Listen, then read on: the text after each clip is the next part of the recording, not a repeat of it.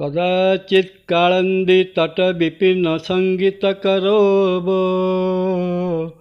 मुदाभिरिनारी बदन कमल स्वाद मधुपः रमा शंभु ब्रह्मा सुरपति गणेशार्चित पदो जगन्नाथ स्वामी नयन पथगामी भवतु मे।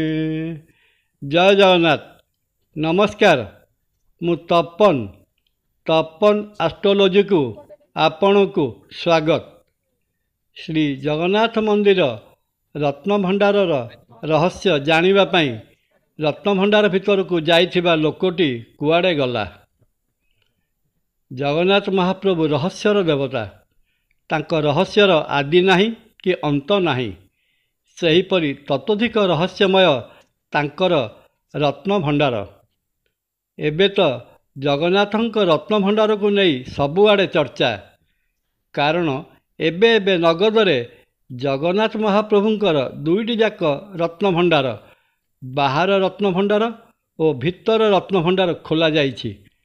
बाहर रत्न भंडार रे दैनंदिन व्यवहार रे आसुथिबा रत्न अलंकार रहिथिबा बेले भितर रत्न भंडार रे गच्छित थिबा बहुमूल्यर आभूषण और अलंकार सबको भितर रत्न भंडारर बाहर को अणा जाई अन्यत्र रखा जाइछि। रत्न अलंकार और अन्यान्य बहुमूल्य सामग्रीर गणति और मणति हेब। किछि आभूषणर मरामती मध्य हेब।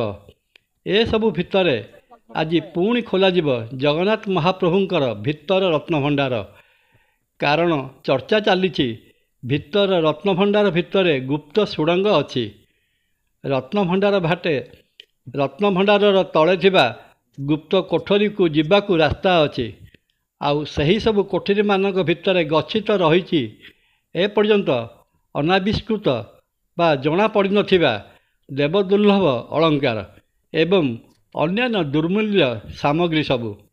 सेतिपई आज ASI बा आर्कोलॉजिकल सर्वे ऑफ इंडिया वरिष्ठ पदाधिकारी, श्रीमंदिर परिचालना कमिटीर सदस्यवृंद, जस्टिस विश्वनाथ रथक नेतृत्व में पुणी थे प्रवेश करने को जाउचंती श्रीमंदिर भितर रत्न भंडार को। अत्याधुनिक लेजर स्कानिंग द्वारा खोजाजिब भितर रत्न भंडार भितर केउ जगार रहस्यमय सुड़ंग रही। रत्न भंडार आहुरी भितर को जीवाई यही सुड़ंग खोजा बा लेजर स्कानिंग अभियान 3 दिन धरी चलिब। सेथिपाई श्रीमंदिर नीतिकांति रे परिवर्तन अणा जाई दिन 1 घंटा भितर द्विपर धूप शेष करा स्थिर करा जाइछि। या परे सर्वसाधारण दर्शन बंद रखाजिब एवं अनुसंधान कार्य आरंभ कराजिब। यही अनुसंधान कार्य चली समय रे कौनसी भक्त बा दर्शनार्थी को श्रीमंदिर मध्य प्रवेश करने को दिज्व नहीं।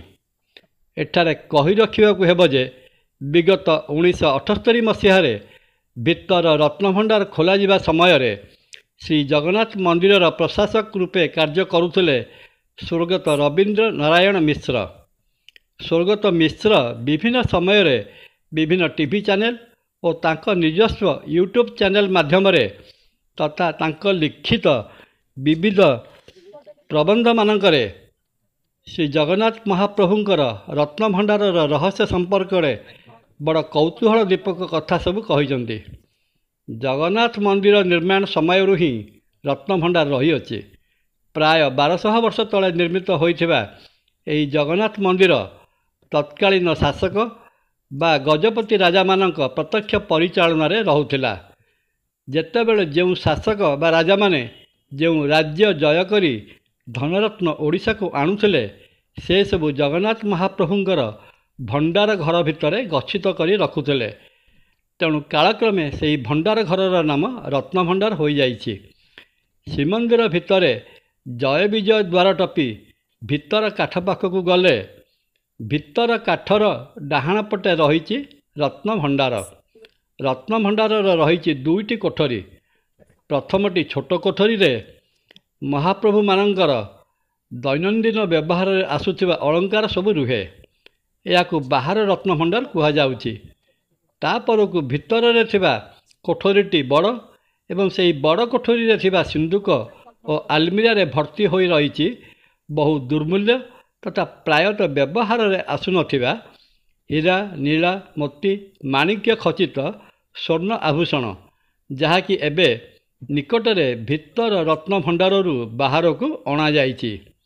ଏହା ବାଦେ ସ୍ୱର୍ଗତ ମିଶ୍ର ଭିତର ରତ୍ନଭଣ୍ଡାର ବିଷୟରେ ଅନ୍ୟ ଏକ ସୂଚନା ପ୍ରଦାନ କରିବାକୁ ଯାଇ କହିଥିଲେ, ଭିତର ରତ୍ନଭଣ୍ଡାରର ପୂର୍ବ ଓ ପଶ୍ଚିମ ପଟ କାନ୍ଥରେ 2ଟି ଫାଙ୍କ ରହିଛି।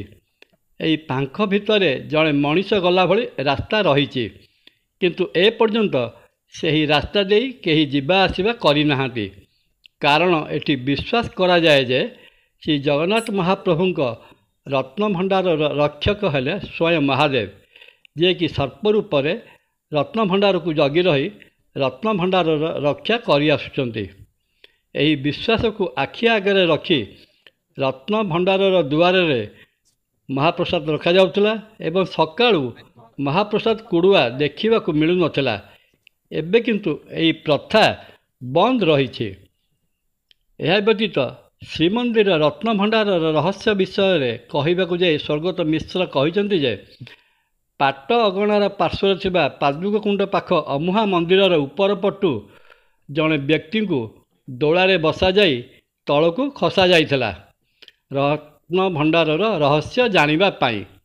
କିଛି ସମୟ ପରେ ଦୋଳାଟି ହାଲୁକା ଲାଗିବାରୁ ଦୋଳାଟିକୁ ଉପରକୁ ଅଣାଯାଇ ଦେଖାଗଲା ଯେ ଦୋଳା ଭିତରରେ କେତୋଟି ମଲା ପାରା ପଡ଼ିଛନ୍ତି, କିନ୍ତୁ ଦୋଳା ଭିତରେ ବସି ରତ୍ନଭଣ୍ଡାର ଭିତରକୁ ଯାଇଥିବା ବ୍ୟକ୍ତିଟିର ପତ୍ତା ନାହିଁ।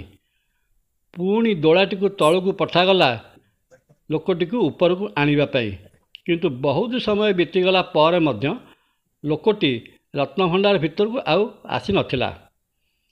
ତେଣୁ କିଛି ଦିନ ପରେ ସେହି ଅମୁହା ଦେଉଳର ଉପର ମୁହଁକୁ ବନ୍ଦ କରିଦିଆଗଲା। ସେହିଦିନଠାରୁ ଆଜି ପର୍ଯ୍ୟନ୍ତ ସେହି ପ୍ରଶ୍ନଟି ସମସ୍ତଙ୍କ ମନ ମଧ୍ୟରେ ଉଙ୍କି ମାରୁଛି, ରତ୍ନଭଣ୍ଡାର ଭିତରକୁ ଯାଇଥିବା ରତ୍ନଭଣ୍ଡାର ରହସ୍ୟ ଜାଣିବା ପାଇଁ ଲୋକଟି କୁଆଡ଼େ ଗଲା? ଦେଖାଯାଉ। ପ୍ରତ୍ନତାତ୍ତ୍ୱିକ ବିଭାଗ ଦ୍ୱାରା କରାଯାଉଥିବା ଲେଜର ସ୍କାନିଂର ଅନୁସନ୍ଧାନରେ ହୁଏତ ଏ ସମ୍ପର୍କରେ କିଛି ତଥ୍ୟ ମିଳିପାରେ କିମ୍ବା ଜଗନ୍ନାଥ ମହାପ୍ରଭୁଙ୍କର କରୁଣା ହେଲେ ପ୍ରଶ୍ନଟିର ଉତ୍ତର ମିଳିପାରେ। ଜୟ ଜଗନ୍ନାଥ। ନମସ୍କାର। ତପନ।